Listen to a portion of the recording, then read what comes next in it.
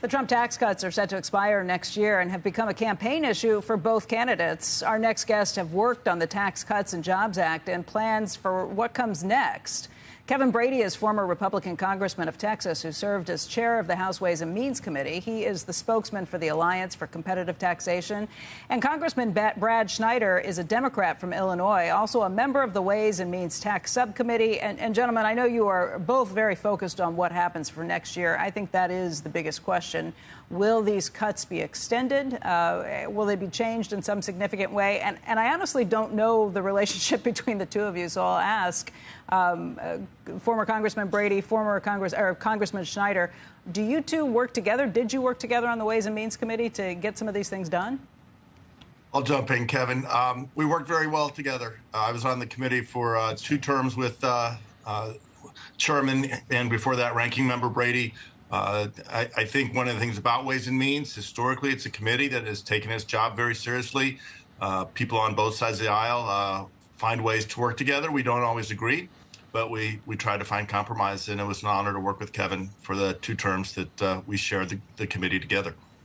So, Kevin, let me ask you, where is the common ground on this? I know this is going to be a battle, but if you two have worked together and seen common ground, where is the common ground for what we might see next year? Yeah, well, first I want to echo Brad's comments. It's a serious committee with serious people. We've always felt like the topics we work on are too important to be dysfunctional. You know what I mean? So Brad and I have worked together, and you'll see a lot of that on that committee. So a lot's at stake in 2025. Neither party gains by letting those tax cuts expire. $4 trillion, lots on families, small businesses, really bad for the economy. So finding a way is going to be really important. I think the common ground is certainly the middle class tax cuts, which are strongly supportive. I think the new small business deduction had a big impact on this, on the economy and Main Street businesses as well. I think there's common ground on some issues like the child tax credit, for example, innovation, how we drive more research, more intellectual property in the U.S. How do we compete and win against China,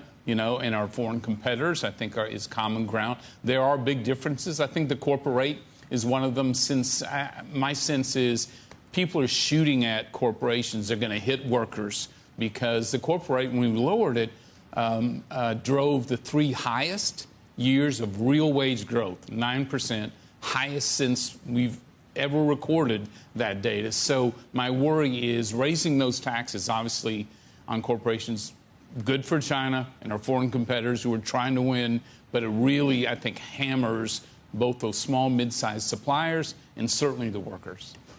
Congressman Schneider, let's talk about that point in particular. You were in favor of bringing the rate down from 35% back in 2017. I was, but I think in 2017, the Congress overshot. What happened with the tax bill of 2017 is we saw an increase in our deficits and an explosion in our debt. Not the only reason, but certainly a significant contributor. We have to have a corporate tax rate that ensures that our companies, U.S. companies, are competing globally, that we're able to make the investments in innovation and R&D. As Kevin said, we need to make sure that these companies are continuing to invest in their workforce, and that as a nation, we're able to invest in our children with a child tax credit, helping families pay for child care so they can get into the workforce.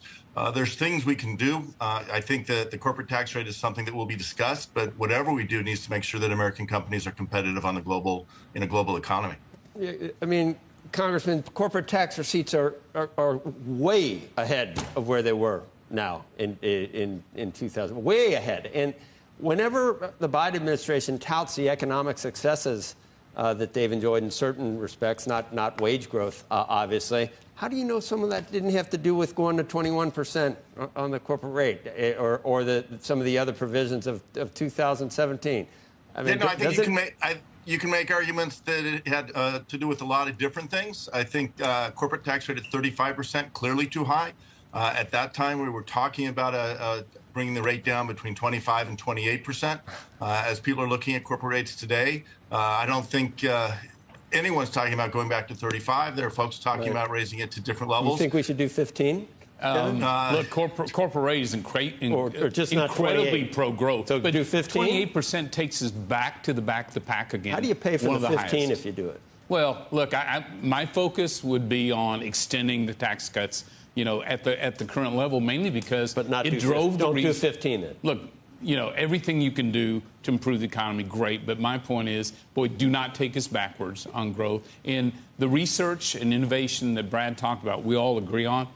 The tax cuts delivered that. 20% increases in research. You don't agree with 15% either, do you? Well, look, I think all that's helpful. But the thing I would start with, pay for it? let's grow what we've got. Let's build. But just say specifically, you're sticking at 21%. Just so we're 100% clear. I think this it you think it's a mistake to go to 15, or not? No, a mistake? It's not a mistake. It's can you afford to extend what's very pro-growth and pro-worker now? Okay, so what would you cut to pay for that then? Well, that's the key for Congress here. Is how are you going to? There's a $4 trillion gap there in extending all of them, and I think that's going to be the big question on, do they extend it all at once or do they do it in steps? You know what I mean? Beyond next year, I think that's going to be a big issue. Congressman Schneider, just to put you in the hot seat as well, you want to keep, you would like to bring back the SALT deductions, get rid of the limit on that, and that's another budget buster. How would you pay for that? Well, first, let's talk about principle. The tax on state and local taxes is a double taxation. I don't think anyone should be paying taxes twice.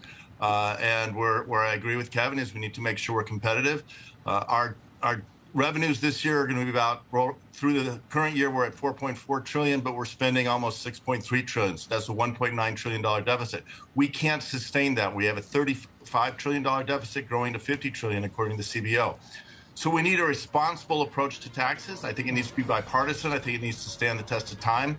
The 2017 bill is back on the table because it didn't have that long-term perspective. And so whatever we do has to be something that does drive growth, that does create opportunities for American families, making it easier for American families to pay their expenses, to invest in their future, secure their retirement. And it has to be responsible that it funds our government. We should be talking about how much do we want to invest in infrastructure, in education, in the things that a government has looked to do, and how do we pay for it in a responsible way?